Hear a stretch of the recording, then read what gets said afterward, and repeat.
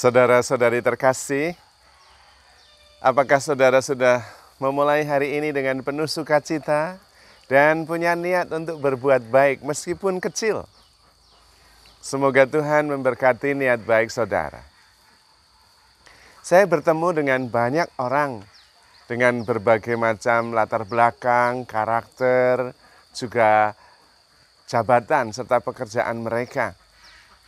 Dan saya belajar banyak hal, serta juga bersyukur atas perjumpaan-perjumpaan dengan begitu banyak saudara. Saya bertemu dengan seseorang yang mempunyai persoalan. Dan kebanyakan di antara mereka bertemu saya karena memang ada persoalan yang ingin dibicarakan. Dan persoalannya macam-macam. Ada persoalan sederhana yang bagi mereka tidak sederhana. Contohnya, ada orang yang mempunyai persoalan kesulitan untuk bisa makan. Karena tidak punya pekerjaan, karena banyak persoalan yang harus dia kerjakan dan menyita waktu, energi, dan tenaganya. Dan karena itu sampai tidak bisa makan. Ada. Dan menurut saya itu sederhana. Karena kemudian saya bisa minta tolong kepada PSE, seksi PSE untuk membantu.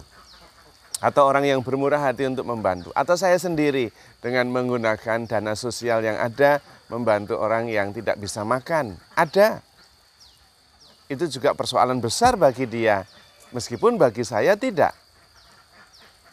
Ada juga yang jabatannya tinggi, pendidikannya juga luar biasa, tapi mempunyai persoalan banyak juga. Relasinya dengan pasangannya, relasinya dengan anaknya, relasinya dengan pekerjaannya. Sampai persoalannya begitu muyak.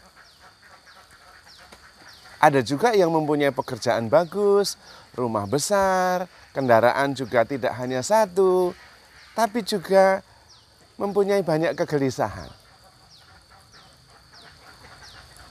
Ada juga yang usahanya mulai mengalami tantangan karena situasi pandemi, dan kemudian dia harus menerima kenyataan bahwa yang diusahakan harus berhenti dan mulai memikirkan hal yang lain.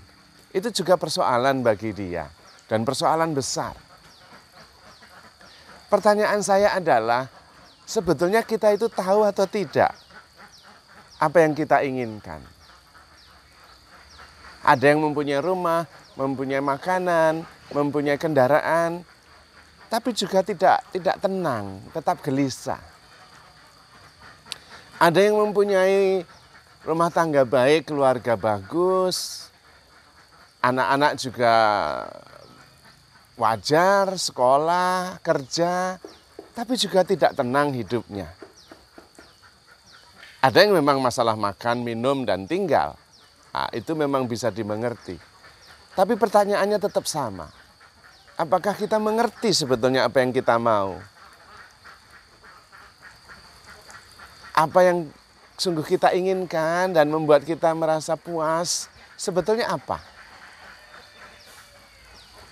Karena punya rumah juga tidak memuaskan, punya makanan yang juga tidak membuat kita tenang, kendaraan, kebutuhan pokok terpenuhi juga tidak membuat kita tenang.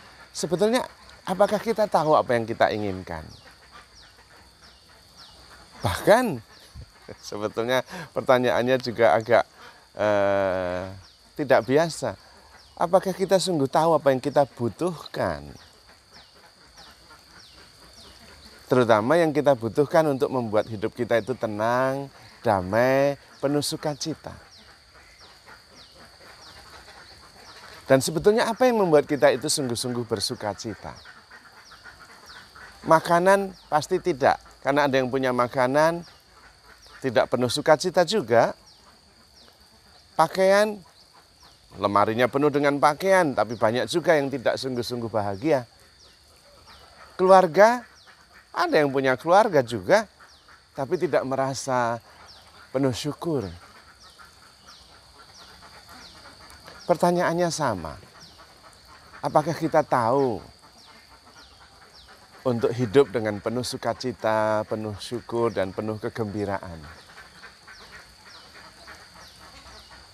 Saya mencoba merenungkan pengalaman-pengalaman itu.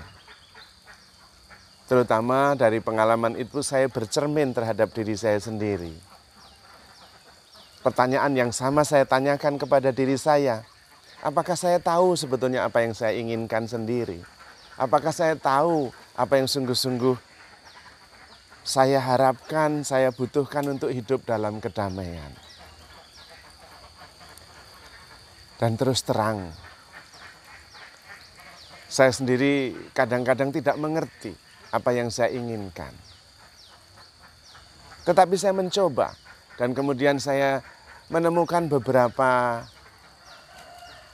pedoman atau petunjuk untuk bisa menjadi lebih damai dan tenang. Yang pertama-tama memang kita harus mengerti dan sadar dan berlatih untuk berbahagia tanpa alasan. Karena ternyata alasan tidak pernah mencukupi untuk membuat kita bahagia dan damai.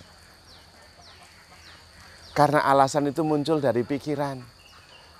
Sementara kedamaian, kegembiraan itu dari hati. Maka sebetulnya tidak nyambung. Dan karena kita sudah terbiasa dengan berpikir dan berpikir dan berpikir, bahagia pun harus ada alasannya. Damai pun harus ada alasannya. Padahal tidak harus.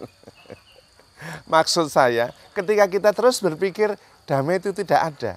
Ketika kita terus berpikir, menemukan alasan, bahagia itu tidak ada. Karena letaknya tidak di situ. Berpikir adalah cara untuk survival yang membantu kita untuk bisa sungguh-sungguh hidup dengan nyaman dan tenang. Tetapi itu pertolongan. Hidup lebih besar dan lebih luas daripada intelektual kita. Justru anak-anak ketika masih kecil, dia tidak banyak mengerti. Tetapi dia bisa bahagia, bahkan dengan yang tidak dia ketahui. Dengan yang dia tidak mengerti. Saya masih sangat terkesan sebuah video yang menunjukkan betapa bahagianya seorang anak kecil mendapat hadiah sebuah pisang. Wah, dia bahagia sekali. Sungguh-sungguh bahagia. Pisang. Saya tidak tahu apakah dia tahu atau tidak, tapi yang jelas dia bahagia. Dan banyak anak-anak kecil yang sungguh-sungguh bahagia tanpa alasan. Karena memang tidak harus ada alasan untuk berbahagia. Maka ketika ditanya, apakah yang membuat kita bahagia? Tidak ketemu jawabannya. Rumah yang enggak membuat kita bahagia, makanan yang tidak membuat kita bahagia, apa saja tidak membuat kita bahagia. Karena bahagia tidak perlu alasan. Bahagia saja tanpa alasan apa-apa. Bisa. Karena tidak ada kaitan langsung antara pikiran dan kebahagiaan. Bahkan kadang-kadang tidak berpikir itu malah membahagiakan. Just live, just be. Karena hidup itu jauh lebih besar daripada apa yang kita bisa pikirkan. Bahkan pikiran kita tidak bisa mengerti sebetulnya apa yang jati diri kita yang sebenarnya. Siapa diri kita yang sebenarnya itu pikiran kita nggak ngerti. Pikiran kita juga banyak nggak mengerti. Tetapi kita terbiasa berpikir. Segala-galanya harus ada alasannya. Siapa bilang? Hidup lebih besar daripada pikiran dan alasan-alasan. Maka kalau kita bisa bahagia tanpa alasan, why not? Kalau kita bisa damai tanpa alasan, why not? Karena seringkali Tuhan bisa menjadi alasan untuk berbahagia. Hidup itu sendiri bisa menjadi alasan untuk berbahagia. Dan karena itu bahkan tidak ada alasan pun bisa bahagia, bisa damai, bisa sejahtera. Dalam latihan rohani Santo Ignatius, ada itu yang namanya konsolasi tanpa sebab. Kebahagiaan yang tanpa sebab apa-apa. Ada dan dimungkinkan. Karena memang sebetulnya kalau kita teliti, jujur, dan terus mempertanyakan, berefleksi, sebetulnya tidak ada kaitan yang sangat persis dan langsung antara kebahagiaan, kedamaian, dan alasan.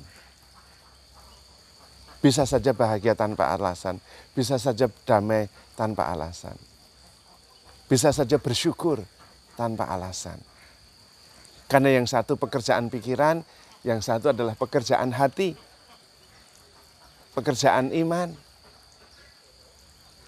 Kadang-kadang justru percaya itu justru tanpa alasan. Kalau percaya dengan alasan sebetulnya bukan percaya. Karena itu hanya buah dari pikiran saja. Maka kehidupan ini sebetulnya lebih luas daripada apa yang bisa kita pikirkan. Karena itu dalam keadaan apapun kita bisa bersyukur, bisa bahagia, bisa damai, bisa percaya. Dan karena itu mukjizat terjadi. Maka saudara-saudari terkasih, sebetulnya yang paling penting adalah sadar bahwa kita begitu dicintai oleh Tuhan.